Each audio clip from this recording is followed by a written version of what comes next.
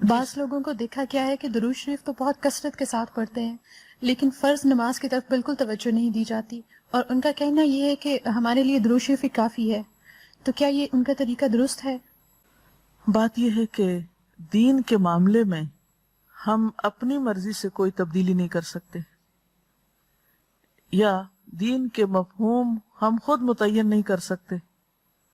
مثلا صحابہ کرام میں سے کسی نے آج تک درود شریف پڑھنے کا یہ مطلب نہیں لیا کہ وہ ان کی نمازوں کے لیے بھی کافی ہو گیا یا اب نماز کی ضرورت نہیں رہی۔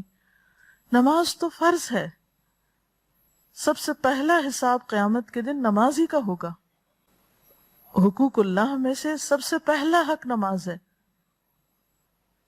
تو یہ درود شریف پڑھنا تو نبی صلی اللہ علیہ وسلم کا حق ہے، اور نماز پڑھنا اللہ کا حق ہے۔ اب یہ دو حقوق اپنی اپنی جگہ پر ہیں، آپ کو یہ حق نہیں دیا گیا کہ آپ ایک کا حق دیتے دیتے دوسرے کا حق مار دیں۔